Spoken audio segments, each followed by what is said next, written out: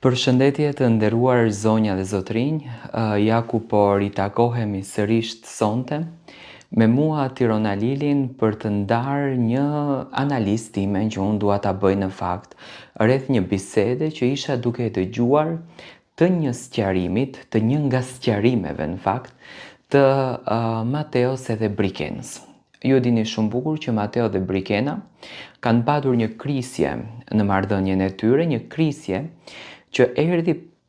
pas një fjale që Artan Kola ja drejtoi Mateos, por edhe Brikenës fjalën bushtër.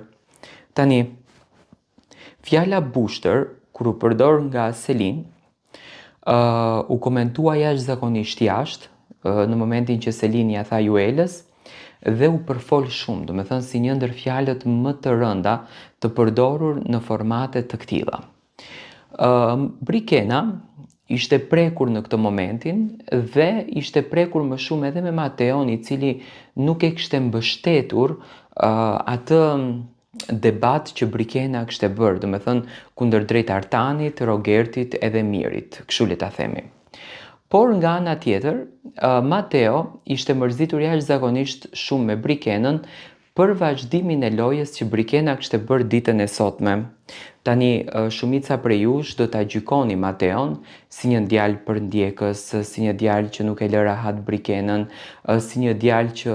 është xheloz. Por, për mendimin tim, edhe pse Brikena i thonte që unë nuk të kam ty të dashur, unë thjesht kam një lloj pëlqimi për ty, por unë mundohem përsëri të arsyetohem. Tani, të kam të dashur është thjesht një konotacion që ti ja vë vetes tënde. Nga momenti që ti me një djalin qëndron duke mos patur qëllimin, do me thënë duke mos patur atë miqësinë në mes, por duke patur qëllimin për njohje, dashurie, unë mendoj që nga ai moment ti derisa ja ke dhënë të drejtën, ai automatikisht është një farë lloji dashurie jot. Ai automatikisht ka ndjenja për ty, ai do xhelozon, do mërzitet dhe nuk të toleron në asnjë gjë që ti të ulesh në të njëjtën karige me hasmin e tij. Tani Mateos i kishte mbetur edhe hatri që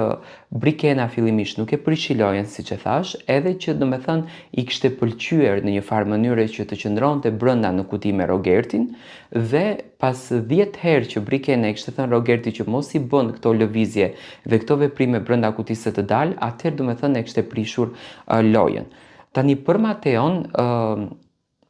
kjo lëvizja e Brikenës natën e sonte dhe këto hatërmbetje të Brikenës, që Brikena në fakt priste që Mateo të shkonte të sqaroheshte me të, të shkonte t'i kërkonte falje, t'i shkonte nga pas, mendoj që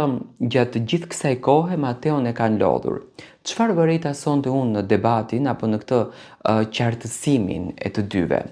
Unë sonte vërejta që Mateo ishte shumë më i prerë edhe ishte shumë më i ashpër kundër drejt Brikenës, me thënë gjua e përdorur e Mateos, mënyra se si Mateo do me thënë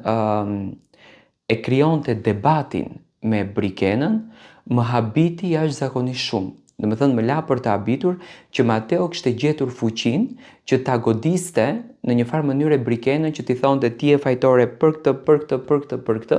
dhe Brikena do me thënë të heshte, të mos të fliste. Edhe pse Brikena e kishte kuptuar që ishte fajtore në këto gjërat e Mateos, në rrugtimin që ka bërë do me thënë me Mateon. Por gjithsesi, Mateo vazhdonte të ishte kokfort, nuk është se e duartrokiste Brikenën në faktin që unë të duartrokas, edhe pse ti ke bërë gabim, por unë do duartrokas dhe do të përgjërohem. Do me thënë e pash Mateon pak më të guximshëm në raport me Brikenën, duke i kërkuar që Brikena ta pranonte fajin e vet dhe të mos mundoheshte që të dilte si e pafajshme në këtë mes. Mateo i tha, pa marrë parasysh që është një sfidë nga vllau i madh, po të ishte Rogerti, sfidën e kishte prishur. Edhe ti e kishe fuqinë që ta prishësh sfidën dhe nuk e bëre. Dhe këtë gjë ja tha Mateo në fakt, ja tha Brikenës. Dhe unë mendoj që Brikena do të dilte lojtare shumë e fortë dhe do të dilte lojtare shumë e guximshme, në qoftë se do të merrte guximin që ta shkatron ta prishën sfidën krejtësisht. Dhe kjo sfidë të mos të realizosh të paktën nga ana e Brikenës. Unë mendoj që nga momenti kur i erdhi emri që do të hynte në të njëjtën kuti me Rogertin, Brikena duheshte të respekton Mateon dhe të thonte jo, sepse Mateo e ka Rogertin kundërshtar, domethënë ç'a nuk i ka thënë, ç'a nuk e ka ofenduar si për mua si për veten e tij dhe unë këtë gjë nuk ta pranoj Rogert. Le të vi zarfizi në shtëpi, le të shkojmë kokë më kokë në nominim, unë do të ruaj dinjitetin tim. Dhe gjëja që më së shumti në fakt e kishte vrarë Mateon është puna e dinjitetit. Unë mendoj që Brikena ka luhatje emocionesh, do me thënë ajo brenda saj e don, ka krijuar dashuri për Mateon, nuk është që nuk ka krijuar dashuri, sepse duke i njohur tipin e Brikenës, Brikena është një karakter që nuk ulet të sqarohet në qoftë se nuk ka ndjenja për dikë. Do me thënë, kokfortësia e saj, kokfortësia që ka Brikena, peshon shumë si në lojë, si në përditshmëri. Dhe Brikena nuk ulet, do me thënë nuk gjuan veten e saj në tokë për t'i kërkuar sqarim një mashkullit në qoftë se Brikena nuk e do. Do me thënë do gënjejmë veten në qoftë se themi që Brikena nuk ka ndjenja për Mateon, sepse Brikena është natyrë kokfort dhe natyrat kokforta, në qoftë se nuk ka ndjenja, do me thënë ato të heqin komplet me vis të kuqe nga jeta, nuk mund të bësh ti me ato. E dim shumë bukur Brikena kur nuk kishte ndjenja për Mateon se si i kalonte zënkat, hatërmbetje, do me thënë nuk ja varte fare dhe ishte shumë e qetë në shtëpi dhe pa mësonte që Brikena ishte shumë e mërzitur dhe nuk mund të qëndronte dot e thyer me Mateon dhe nuk mund të qëndronte e hidhëruar, ndërsa herëve të tjera Brikena edhe nuk ja lëshonte syt fare. E shikoja që Mateo kishte frikë në fakt t'i afrohet në fillim, u mundua disa herë që t'i afrohet Brikenës, por e pash që do me thënë te Brikena vërtet është shkrira i akulli i asaj femrës të fortë, edhe tani do me thënë është në atë pritje në ëmbël, sepse Brikena dëshiron që do me thënë Mateo t'i shkon nga mbrapa, ta përkëdhelën, t'i dhuron dashuri, t'i kërkon falje, por jo që Brikena nuk do ta pranon. Dhe sonte më ka pëlqyer Mateo, do me thënë ishte shumë i qartë në atë që e tha, në atë që e kërkonte dhe nuk lëshonte pe në inatin e tij, sepse i thonte që ti mua nuk më ke respektuar me vendimin dhe me veprimin që bëre.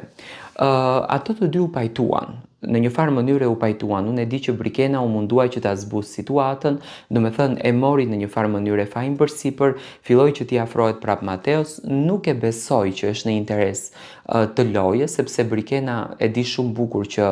atë që ajo ka dashur të arrit e ka arritur, e shikoj që nuk pretendon që ta fiton çmimin e madh, por thjesht faktin mendoj që ajo ka krijuar një lloj emocioni me Mateo në këtë rast dhe këtë emocion nuk dëshiron që ta shkatron në asnjë lloj mënyre.